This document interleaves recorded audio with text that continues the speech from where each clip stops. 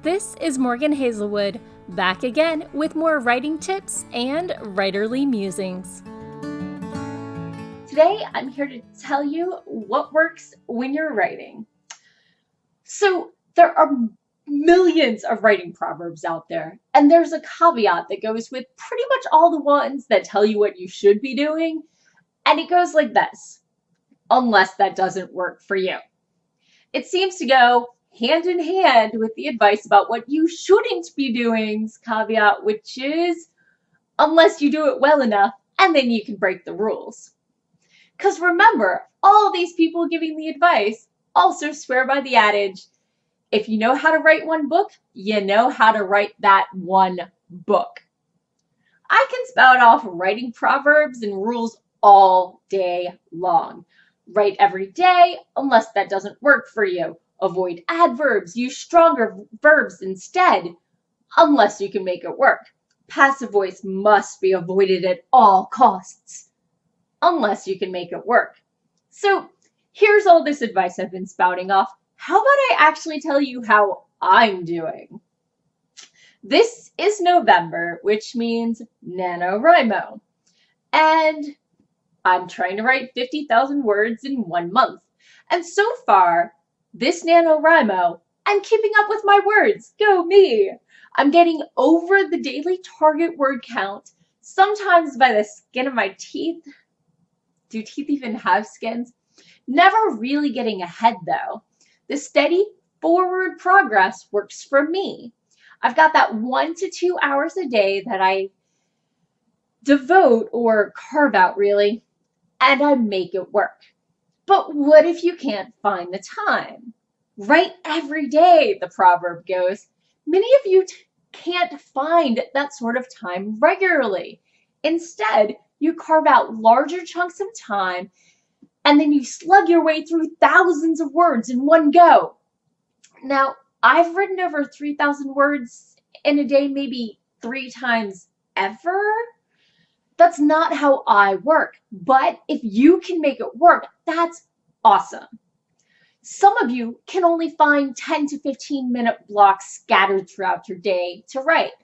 Your commute, your lunch break, maybe on your potty break, whatever you do to make it work so you can squeeze in words.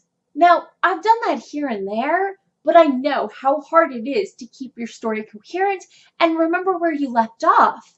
I am impressed by anyone who can get their words in that way, or even get some words in that way. What if you can't write enough words? Write until you hit your word count target, the writing proverb goes. Okay, well, maybe it's more of a NaNoWriMo adage than really a proverb, but you get the point. Maybe many of you can't write fast enough or find the right words, and the monthly word target is slowly slipping further and further away from your sad, stalled out word count. Research is distracting you, or the next plot point is eluding you. Don't be discouraged. Is your word count higher than it was last week? Then you're still moving forward. Some people just revise the target altogether and make it work in their lives, not outside of it. And that's okay. Maybe 30 and 30 is right for you. Some people are aiming for 30,000 words in 30 days, not the full nano 50,000 words. And that's still pretty darn impressive. Is 5 and 5 a thing? Maybe it should be.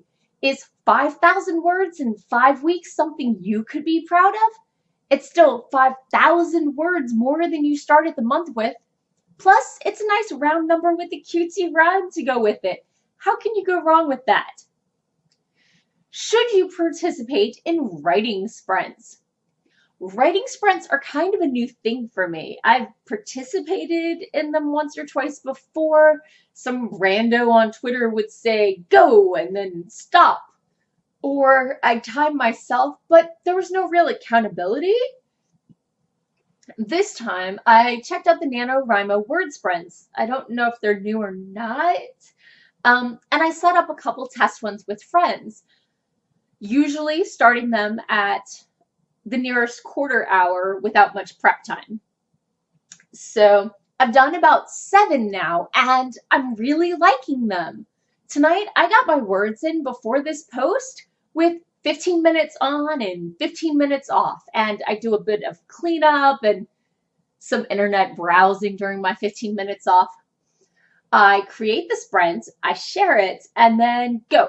I've got a set stop time that seems just a little long, a touch of competitiveness, both with other sprinters who clicked my link and joined the sprint, and with my past records of how many words I fit in that time frame before.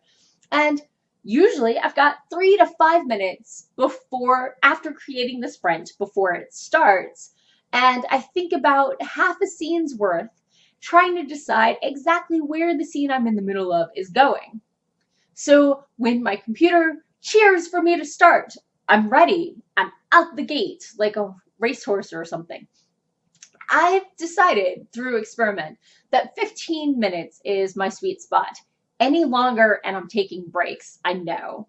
I'm already starting to flounder and contemplate where to go next and peeking at the clock, but 10 minutes, I'm still in the middle of my initial thrust and I don't want to lose those words by chopping myself short prematurely. And it forces me to get on to the next movement. So at least I'm stumbling towards what happens next in my story. But I understand for some of you out there, sprints are stressful or discouraging to see other people with so many more words than you. Or maybe when you're online, doesn't sync up with your friends. Maybe you just have no interest in it. No matter your reason, it's perfectly fine to write without sprints. What about NaNoWriMo write-ins? There are so many, depending on your region, of course. There's virtual ones, there's in-person ones, libraries, coffee shops, all over the place. Some people love them. The focus on writing, everyone there working on the adult version of toddler parallel play, being surrounded by people who understand the writing bug and are focused on their writing can be very invigorating for some people's writing. Some write-ins are chatty and social and next to no words get written. Some write-ins are silent and you hear everyone typing madly away while you're sitting there wordless, feeling like a loser. Some people enjoy the time out of the house, the change of scenery, and they make it work for them. Personally, I like the slightly chatty but mostly focused ones where I can get cookies to snack on. I like to bribe myself for word count. Hating write-ins doesn't make you a bad nanite. Loving them doesn't mean you're suddenly an extrovert. Although, extroverts can be writers too. Ask me how I know. Writing soundtracks. Some people love soundtracks. They spend almost more prep time working on their playlist than they do any sort of outline. But you know, if you're a pantser, just go with it.